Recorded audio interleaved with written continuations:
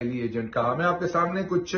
حالات رکھ دیتا ہوں آپ کو تاکہ پتا ہو کہ ہسٹری میں کیا کچھ ہوتا رہا ہے۔ 1993 میں جب former prime minister of Pakistan بے نظیر بھٹو تھی اور ان کے اس وقت کے director general of Pakistan military Pervez Musharraf تھے، انہوں نے اس وقت خبروں کے مطابق رپورٹڈلی ISI اور موساد کی کوارڈینیشن کے اوپر کافی کام کیا تھا، اور بے نظیر صاحبہ نے نیو یارک کے اندر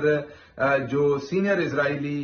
لوگ تھے ان کے ساتھ میٹنگ کی تھی، جو 1995 میں بھی یہ کچھ میٹنگز امریکہ کے اندر ان کے ساتھ ہوئی تھی۔ پھر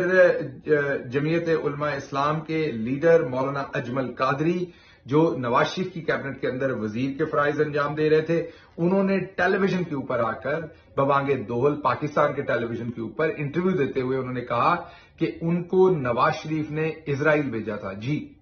یہ نواز شریف کے سابق وزیر تھے، انہوں نے اجمل قادری ان کا نام تھا، انہوں نے ٹیلی ویژن پر آ کر خود کہا کہ مجھے نواز شریف نے اسرائیل بھیجا تھا اور میری وہاں پر کیبنٹ ممبرز، اسرائیل کے پارلیمنٹ ممبرز، ان کے سینئر افسران اور تمام لوگوں سے وہاں پر ملاقات ہوئی اور مقصد اسرائیل اور پاکستان کو قریب کرنا تھا۔ پھر بے نظیر بھٹو صاحبہ جو فارمر پرائم منسٹر تھیں، ان کی نومبر 2007 میں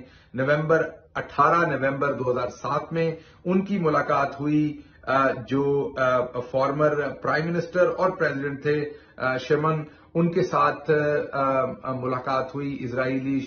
فارمر پریزیڈنٹ اور پرائم منسٹر کے ساتھ۔ ورلڈ اکنامک فورم شرم الشیخ ایجپٹ کے اندر یہ کانفرنس تھی، وہاں پر بے نظیر صاحبہ کی ان سے ملاقات ہوئی۔ پھر 2017 کے اندر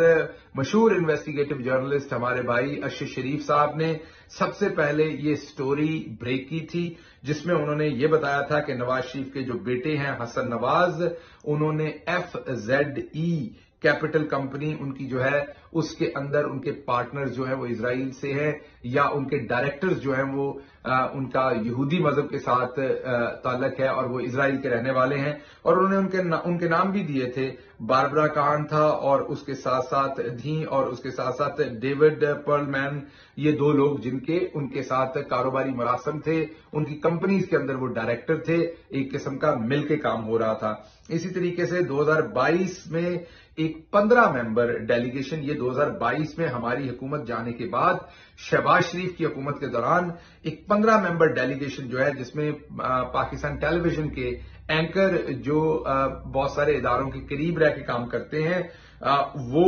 ان کا نام احمد قریشی ہے، وہ اس 15 ممبر ڈیلیگیشن کا حصہ تھا، اور انہوں نے ایک وزٹ کیا اسرائیل کا، اور تصویریں بھی بعد میں وہ شائع ہو گئیں، اور یہ شراکا نام کی ایک آرگنائزیشن تھی جس نے ان کا یہ وزٹ ارینج کیا تھا۔ اس میں بہت سارے لوگ پاکستانی نژاد، امریکن اور یورپین اور احمد قریشی تھے، اور وہاں پر بھی اسرائیل اور پاکستان کے ریلیشن شپس کو قریب کرنے کی کافی ڈسکشن ہوئی۔ اس کے ساتھ ساتھ آپ کو مشہور زمانہ انٹرویو جو احمد میر صاحب کا وہ بھی پتا ہے، اور بہت سارے لوگ بھی یہ کہہ چکے ہیں کہ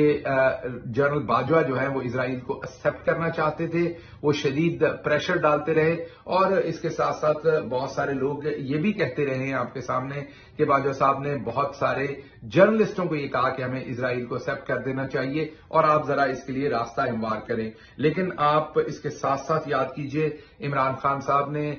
2 سے 3 ڈفرنٹ انٹرویوز میں یہ کہا کہ جب قائد اعظم رحمۃ اللہ علیہ نے بڑی کلیئر پالیسی دے دی تھی کہ جب تک فلسطینیوں کے اوپر ظلم بند نہیں ہوتا، اسرائیل کو ریکگنائز نہیں کیا جائے گا، تو ہم کون ہوتے ہیں اسے ریکگنائز کرنے والے؟ اور عمران خان نے بڑا کلیئر سٹانس لیا تھا کہ جب تک اسرائیل ہیومن رائٹس وائلیشنز میں سے اپنے آپ کو الگ نہیں کرتا، فلسطینیوں کو رائٹ نہیں دیتا، پاکستان ان کو ایکسپٹ نہیں کر سکتا۔ تو اب آپ خود ہی دیکھ لیجئے کون بنیادی طور کے اوپر ایجنٹ ہے اور کون ایجنٹ نہیں ہے۔ میں نے سب کچھ آپ کے سامنے رکھ دیا۔